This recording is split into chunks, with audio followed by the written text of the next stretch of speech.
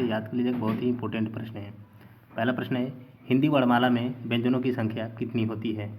32, 34, 33, 36। तो इसका आंसर होगा दोस्तों ऑप्शन नंबर सी 33। और कुल वर्ण कितने होते हैं हिंदी वर्णमाला में? तो 52। अगला प्रश्न है, ए और अ का उच्चारण स्थान कौन सा है? कंठ, कंठोष्ठ्य, कंठ तालव्य या ओष्ठ्य? तो इसका आंसर क्या होगा? तो इसका आंसर होगा दोस्तों ऑप्शन नंबर सी कंठ तालव्य। अगला प्रश्न है, निम्नलिखित में से शुद्ध वर्तनी वाला शब्द कौन सा है? उत्तरदायी किस प्रकार लिखा जाता है? शुद्ध वर्तनी वाला कौन सा शब्द है? तो इसका आंसर क्या होगा? तो इसका आंसर होगा ऑप्शन नंबर बी उत्तरदायी। अगला प्रश्न है, रत्नाकर का संधि विच्छेद क्या होगा? रत्न प्लस आकर, रत्न प्लस आकार, रत्न प्लस कर, रति प्लस आकर। तो इसका आंसर क्या होगा? तो इसका आंसर होगा दोस्तों option number A Ratna plus आकर। और रत्नाकर में कौन सी संधि होगी? तो दीर्घ स्वर संधि है। अगला प्रश्न है, मनोबल में कौन सी संधि होगी?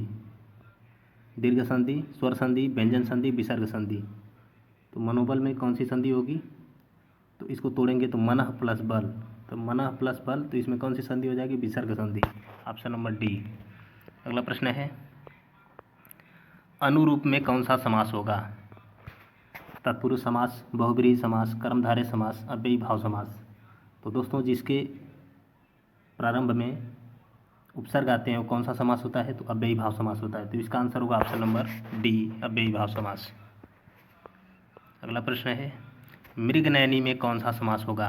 द्वंद्व समास, अव्ययी भाव समास, कर्मधारय समास, तत्पुरुष समास। तो इसका आंसर क्या होगा? तो इसका आंसर होगा दोस्तों ऑप्शन नंबर सी कर्मधारय समास, क्योंकि इसे तोड़ेंगे मृग के समान नैनों वाली, मृगनयनी के समान और है जो तोड़ने पे जो मिलता है तो उसमें कर्मधारय समास होता है। अगला प्रश्न है, निम्नलिखित में से कौन सा शब्द तत्सम है?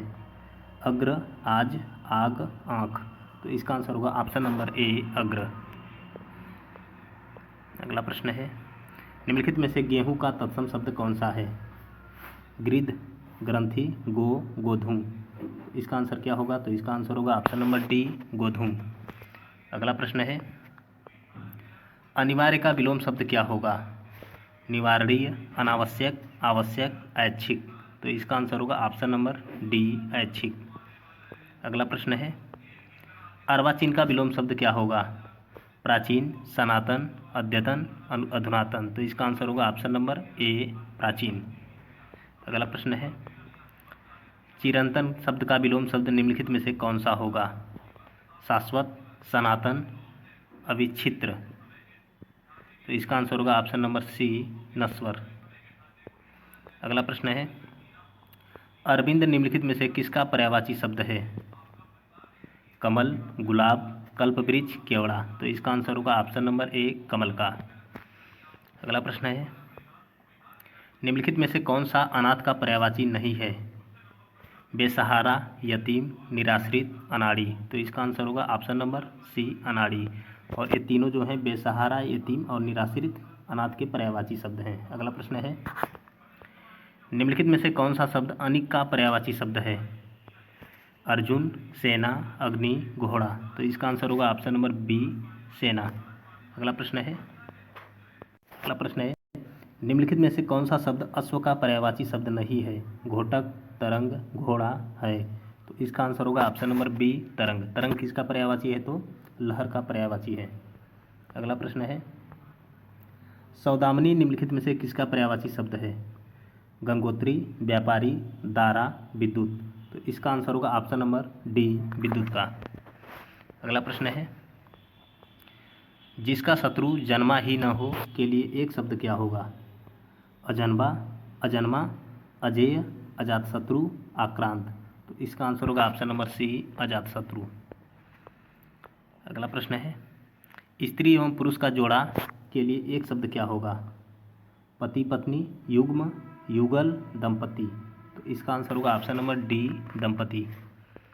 अगला प्रश्न है, कीचड़ उछालना मुहावरे का सही अर्थ क्या होगा? मल फेंकना, ऑप्शन नंबर बी है दूसरे के कपड़े गंदे करना, ऑप्शन नंबर सी है बदनाम करना, ऑप्शन नंबर डी है दलदल में फंसना। तो इसका आंसर होगा ऑप्शन नंबर सी बदनाम करना। अगला प्रश्न है, इनमें से कौन सा शब्द भाववाचक संज्ञा नहीं है? मनाही, विद्वता, सोना, खुशी। तो इसका आंसर होगा ऑप्शन नंबर सी, सोना। सोना क्या है? तो द्रव्यवाचक संज्ञा है। अगला प्रश्न है, प्रयागराज संज्ञा की दृष्टि से क्या है? व्यक्तिवाचक संज्ञा है, या द्रव्यवाचक संज्ञा है, या जातिवाचक संज्ञा है, या भाववाचक संज्ञा है? तो प्रयागराज क्या है? तो यह एक व्यक्तिवाचक संज्ञा है, ऑप्शन नंबर ए।